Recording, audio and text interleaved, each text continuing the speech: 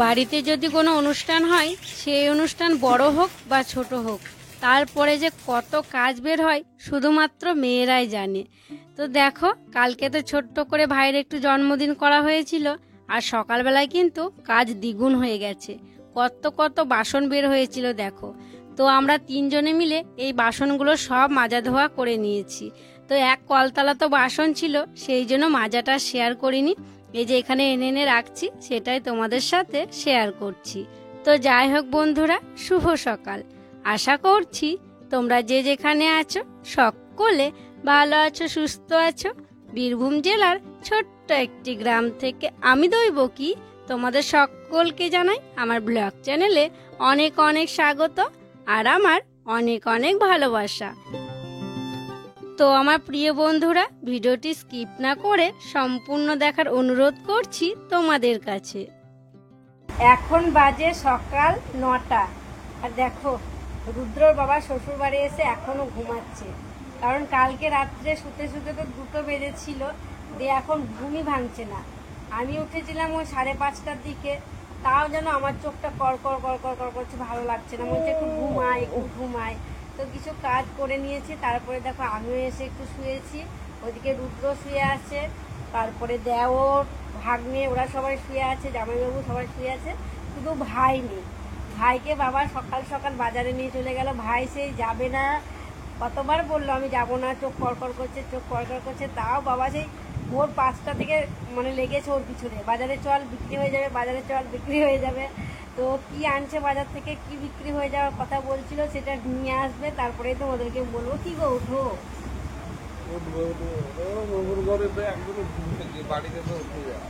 ঢাকা নিয়েছে দেখো, 2টো ফ্যান চালিয়েছে, 3টে ফ্যান আছে এই ঘরে।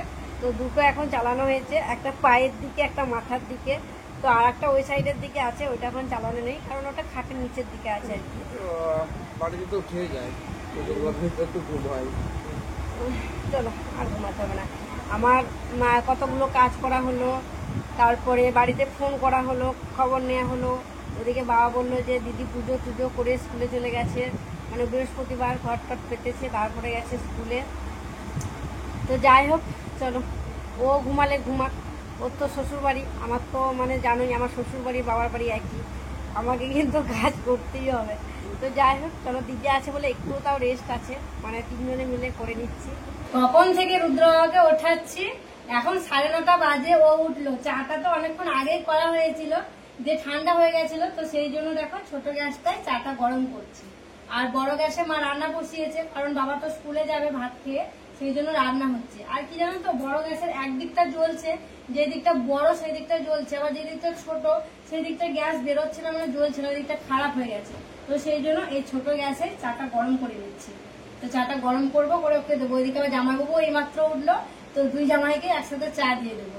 আমার দেওর এখনো ওঠেনি, আর ওই যে ভাগ্নে এসছে, ভাগ্নেও এখনো ওঠেনি। তো চলো, গরম হয়ে গেছে মনে হচ্ছে, হাত দিতে পারছি না, কিছু নিয়ে আসি, দিন নামাতে হবে, খুব গরম। 2 জামাই আর দিদি বসে চা খাচ্ছে। আমার চা খাওয়া হয়ে গেছে বেশ অনেকক্ষণ আগে, তবে দিদি খায়নি, দিদি একদম স্নান টান সেরে চা মুড়ি খাচ্ছে। তো আমি একটু লেরুয়া আর চা খেয়েছিলাম সকালবেলাতেই। আর 2 জামাইয়ের চোখ মুখের অবস্থা দেখো, রাত্রে ঘুম হয়নি, রাত জাগা লাগছে ওদেরকে দেখে। আর ওইদিকে মা রান্না করছে। আর কালকে তো সোনু স্প্রে ওর চোখে ঢুকে গেছিল, মানে খুব জ্বালা করছিল, ও বলছে যেন মনে হচ্ছে যেন বালি ঢুকে আছে, আর এত কড়কড় কড়কড় করছিল। ওইদিকে মনে হচ্ছে রুদ্র নড়াচড়া করছে, রুদ্র উঠে গেছে, ওই দেখো। আসছি বাবা আসছি। জামাইগুলো তো সব একটু দেরি করেই ঘুম থেকে উঠেছে, ওই 9:30 কেউ 9টা এরকম টাইমে উঠেছে। তো উঠেছে যখন, চাটা খেলো, খেয়ে ভাবলাম মুড়িটা ওদেরকে দিয়েই দিই। আর মুড়ি খাবারটাও হয়ে গেছিল, আজকে মুড়ি খাবার জন্য ঘুগনি করা হয়েছিল। তো ঘুগনি, শসা, আম এই সবগুলো দিয়ে মুড়ি খাওয়া হচ্ছে। আর দেখো চৌকিতে আমরা সবাই মিলে বসে পড়েছি গোল করে। মা বললো ওখানেই বস, নইলে গরম খুব, মানে চৌকির ওপরটাতে ফ্যান আছে, তো ওখানে বসে খেয়ে নিচ্ছি। তারপরে তখন গোটা চৌকিটা ভালো করে আর কি মোছামুছি করে নেব। আর খুব মজা করছি, খুব আনন্দ করছি আজকে সকাল থেকে, জানো তো। 2 বোনে এখন লেগেছে শাক বাছতে, কারণ বাবা গেছিল বাজারে, আর বাজার থেকে নিয়ে এসছে শুশুনির শাক। এই দেখো একদম টাটকা তাজা শুশুনির শাক, আর হচ্ছে ঝিঙে। আজকে শুশুনি শাক দিয়ে ঝিঙে রান্না হবে, দারুণ লাগে খেতে জানো। আর একবার তো এসেছিলাম তখন হয়েছিল। আর দিদি বলছে, দিদির হাসার কারণ হচ্ছে দিদি বলছে দৈবকী আজকে শুশুনির শাক খেয়ে খুব ঘুমাবে। আর এই দেখো টাটকা টাটকা পাকা পাকা একদম জাম নিয়ে এসছে, কি মোটা মোটা, খেতে কি মিষ্টি গো জামগুলো। আমার তো দেখেই লোভ লাগছিল, অনেক কটা খেয়ে ফেলেছি। একটু লবণ দেওয়া ছিল, সত্যি খুব ভালো লাগছে জাম খেতে। আর এই যে দেখো পেপসি নিয়ে এসছে, পেপসি। এটা এখন খুলবো, খুলে সবাই মিলে খাবো, যা গরম পড়েছে। এই গ্লাস নিয়ে রেখে একটু যা, একবারে বেশি খেতে পারবো না কারণ খুব ঠান্ডা, বুঝতেই পারছো। এই যে উপরটাতে একদম দেখো কেমন হয়ে যাচ্ছে, ভাবটা মানে উঠছে। তো চলো দেখি ঠান্ডা ভাব, গরমের ভাবটা ঠান্ডা রয়েছে। দিদি আবার গ্লাস নিয়ে চলে এসছে। আমি এরকম কোনো বোতলে খেতে পারি না, গ্লাসে নিয়ে আস্তে আস্তে আস্তে আস্তে খাই। আর এটা কার? এটা এটা না, না। এটা নিয়ে দিচ্ছি আমি।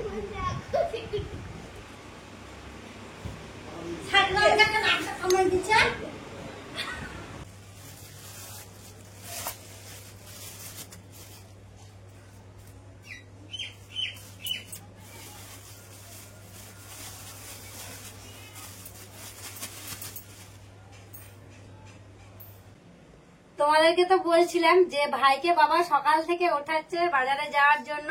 তো বাজারে গিয়েছিল, আর সকাল সকাল বাজারে কেন গিয়েছিল জানো? মটন আনার জন্য গেছিল।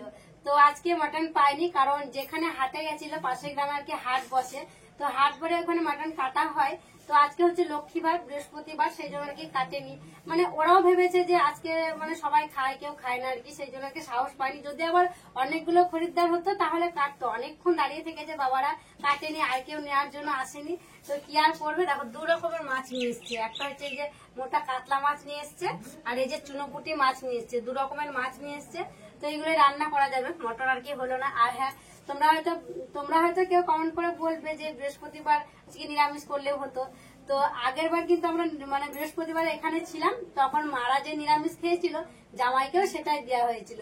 তো তোমরা আবার কমেন্ট করে বলেছিলে তোমার মারা খাচ্ছে আবার জামাইকেও নিরামিষ খাওয়াচ্ছে। তো সেই কারণে দেখো আজকে বৃহস্পতিবার হলেও কিন্তু মাছ নিয়ে আসা হয়েছে জামাইদের জন্য। আর এদিকে ভাই কি বলছিল জানো? ভাই বলছিল যে চলো তাহলে দেশি মুরগি নিয়ে আসি। তো গ্রামে দেশি মুরগি পাওয়া যায়, তবে ওই যে সবাই আর কি ছেড়ে দিয়েছে। মুরগি তো সকালবেলায় ছেড়ে দেওয়া হয় ঘর থেকে, কিন্তু মুরগি ধরা খুব কঠিন যদি একবার ছেড়ে দেওয়া হয়। তো সেই কারণে আর কি এই বেলা আর হলো না, যদি সন্ধ্যের দিকে হয় তাহলে তখন দেশি মুরগি নিয়ে আসা হবে। তো চলো মাছগুলো এখন বেছে নিই। আর পুঁটি মাছ তো বুঝতেই পারছো, মানে ছোট ছোট অনেক আঁশ থাকে, বাঁচতে অনেকটা সময় লাগে, অনেকক্ষণ লাগবে। তো এক এক করে মাছগুলো বেছে নিই, যেন আবার স্নান করবো। দিদির মায়ের তো কোন সাত সকালে স্নান হয়ে গেছে, আমার হয়নি। এখন আমি স্নানটা করে নেবো, আগে মাছটা বেছে নিই। মাছগুলো ভালো করে বেছে ধুয়ে দিলাম। তারপরে বেশ অনেকগুলো জামা কাপড় ছিল জানো তো, ভাইয়ের কিছু ছিল, বনজিৎ ছিল, রুদ্র ছিল। তো সেই সমস্ত জামা কাপড়গুলো ভিজিয়ে দিয়েছিলাম। ওই একটু করেই পড়ছে, আর গরমের দিন তো কেমন একটা ঘাম ঘাম গন্ধ হচ্ছে। তো সেই জন্য ভাবলাম সবগুলোকে কেচে দিই। তো দেখো ওই সঙ্গে সঙ্গে আর কি ভেজানো হলো, বেশিক্ষণ ভিজিয়ে রাখিনি, এই একবার করে পরা বলে সঙ্গে সঙ্গে কেচে দিচ্ছি। তো প্রথমে বঞ্জির জামা কাচলাম, তারপরে ভাইয়ের একটা গেঞ্জি দিয়ে এখন রুদ্র জামাটা কাচছি। আর রুদ্র তো কালকে এই জামাটা পরেছিল, মানে কি বলবো, এত ঘেমে ভিজে গেছিল, আর প্রচন্ড গরম ছিল, কেক কাটছিল ওই ঘরে জানো তো। তো যাই হোক একবার করে পরা জামাগুলো দেখো কেচে নিলাম। তারপরে এই যে গামলাটা পেতে দিয়েছি, গামলাটা 1 গামলা জল ধরা হয়েছে, আর সেগুলো দিয়ে দেখো কেচে নিচ্ছি। তো আজকে আর ছাদে যাব না, প্রচন্ড রোদ, ভাবছি নিচেই জামা কাপড়গুলো মেলে দেব। তো ভালো করে দেখো সবকিছু কাচাকুচি করে নিলাম। এই যে শেষ বেলায় বঞ্জি জামাটা একবার কেচে নিচ্ছি, এবার নিয়ে গিয়ে উঠোনের তারে মেলে দেব।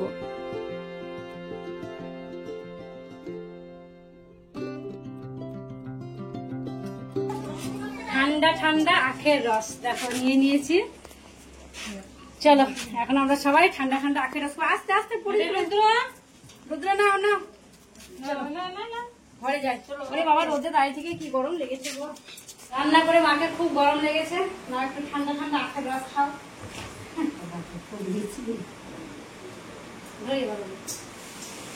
আর আখের রসটা কে খাওয়াচ্ছে জানো? আমার ভাই খাওয়াচ্ছে, কারণ ভাইয়ের আশীর্বাদের সময় ভাই টাকা পড়েছিল, তাই ভাইকে বললাম আমাদেরকে বেশি নয় 10 টাকা 1 গ্লাস আখের রস খাওয়া। ভাই সকাল থেকে পর সকাল থেকে তো তোমরা খেয়েই চলেছো শুধু।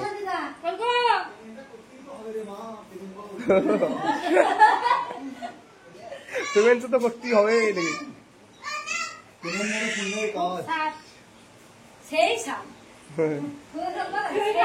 খেতে ভালো?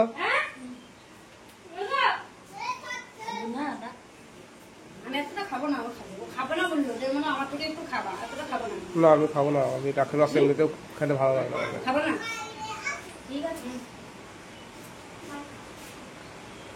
দেখো বন্ধুরা, ভালো লাগছে রস খাবার কি ধুম। ওই দেখো খাওয়া খাই যাচ্ছে এদিকে।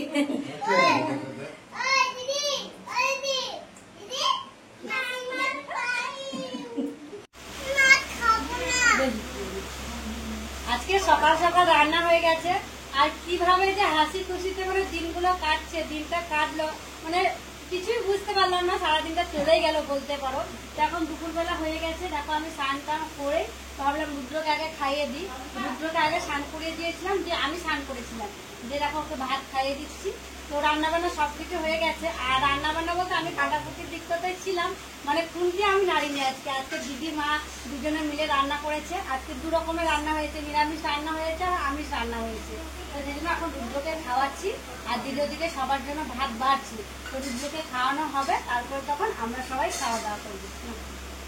আর হ্যাঁ, তোমরা হয়তো বলবে যে রুদ্রকে খাটে কানে খাওয়াচ্ছ, তো কি বলতো, ওকে বাইরে যেতে বললাম, কিছুতেই যেতে চাইছি না। বলছে আমি টেবিল খানার হাওয়াটা নেবো, আমি হাওয়ার সামনে বসবো, বসে খাবো, নইলে আমি খাবো না, এমন জেদ করছে যে কি আর করবো না। এতো কিন্তু ঠেকায়নি, এই 2 হাতে আছে আমার।